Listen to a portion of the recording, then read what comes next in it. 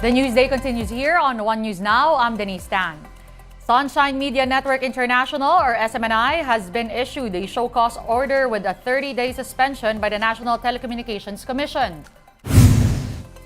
The NTC said the order, which was dated December 19, is for the network's alleged violation of its franchise. SMNI was given 15 days to explain why it should not be administratively sanctioned over the matter. A lawmaker earlier filed a resolution urging the NTC to suspend the operations of SMNI. This is after one of its programs aired an unverified information about House Speaker Martin Romualdez's alleged travel expenses.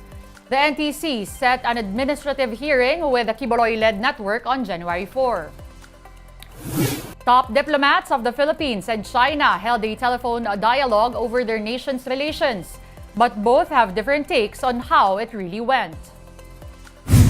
According to a Xinhua report shared by the Chinese Embassy in Manila, Minister Wang Yi urged Foreign Affairs Secretary Enrique Manalo to prioritize the proper management of the current situation in the South China Sea.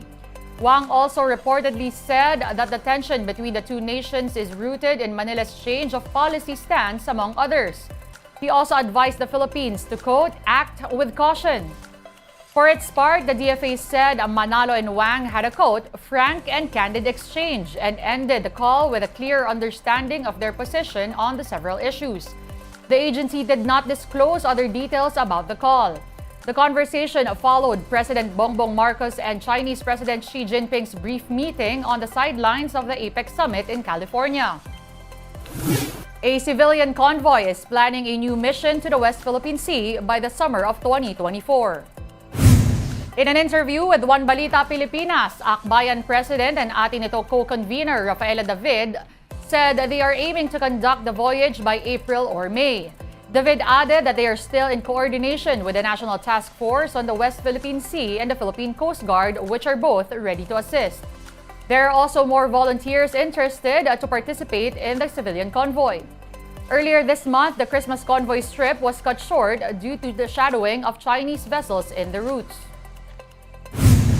Nakakatuwa kasi apart from yacht club owners, may captain na nag-message na sa susunod, sabihan niyo lang ako kung meron kayong barko na I can help become and serve as the captain of that ship. So may mga ilang at dumadagdag na volunteers, may mga ilang gusto pang sumama. So hopefully things shape up until summer next year. Kayo mga iba, mga bigatin. And then we're happy na may ganong level of support and we're hopeful na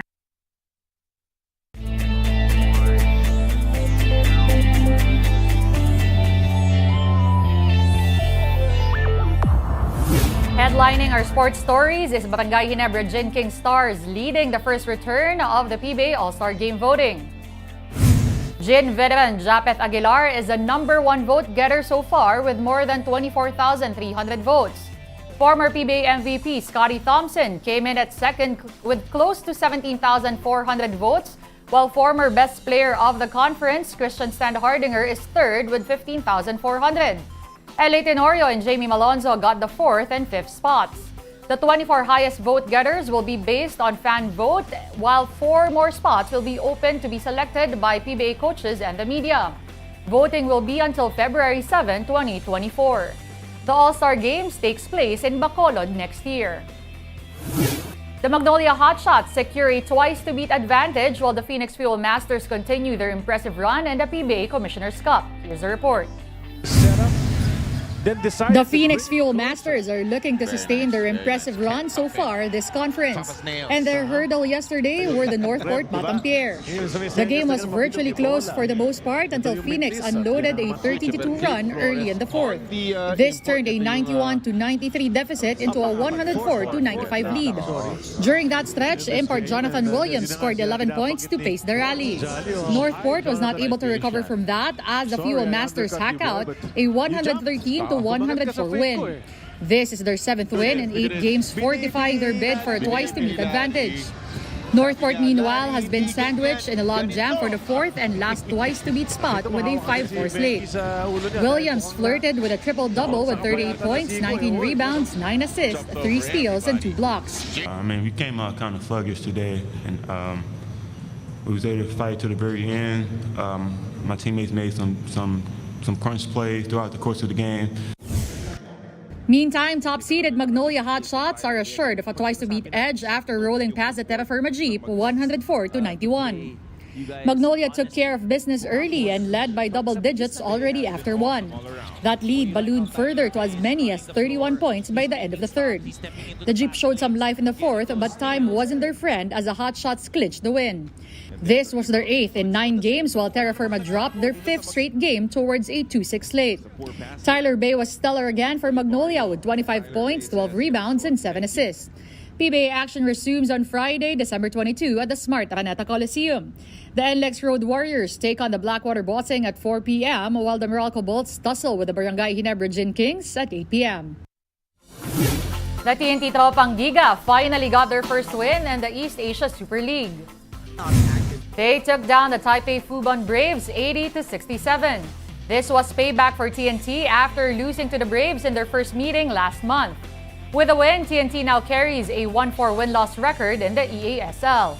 The Hollis-Jefferson brothers showed out in their first game together as pros. Rondae finished with 35 points, 11 rebounds, 5 assists, 3 steals, and 3 blocks, while his older bro Ralier had 22 points, 9 rebounds, 4 assists, 4 steals, and 2 blocks. This is the game on One News Now. We'll be back after a quick breather. Stay with us.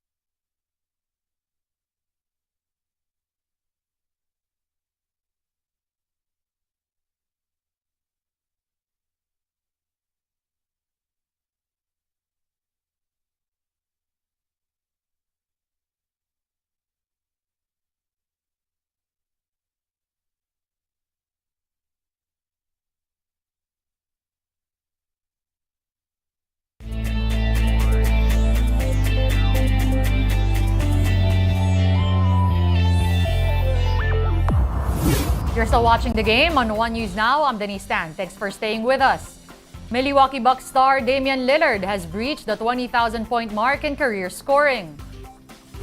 Lillard tallied a season-high 40 to become just the 51st person in NBA history to reach the mark. He's also the 8th among active players. Dame notched the accomplishment in Milwaukee's 132-119 win over the San Antonio Spurs. Lillard took 794 career games to do that, the 17th fastest in history. The feat also allows him to join the elite group of only players with 20,000 points, 5,000 assists, and 2,000 three-pointers. He's joined there by LeBron James, Steph Curry, and James Harden. Accomplished Pinoy pole vaulter EJ Obiena has been named one of the People of the Year by magazine Stargate People Asia. In a social media post, Obiena says he's grateful for the honor. He also gave some perspective on sports, noting that he has always viewed it as a nation-building tool. The world number 2 pole vaulter also said the honor brings him a particular sense of pride and humility. Obiena soared towards gold in the Asian Games, notching the Philippines' first top prize in this year's edition of the Games. In total, Obiena won 10 gold, 7 silvers, and 5 bronze medals in 2023. That's on top of other recognitions like being the only Asian in the 6-meter club of pole vault and several other records. Another Yulo is carving his own path in gymnastics. Carl Eldrew Yulo dominated the Batang Pinoy tilts with an impressive haul. Yulo garnered 7 gold medals, clinching the top spot in all individual events.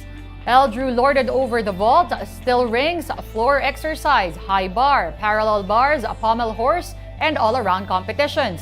Yulo, who's the younger brother of Pinoy World Champion Carlos Yulo, rep Manila in the tournament. The event took place in Intramuros, Manila. Check out more stories at onesports.ph. Meantime, the Newsday continues later at 6. See you then. I'm Denise Tan. We are One News.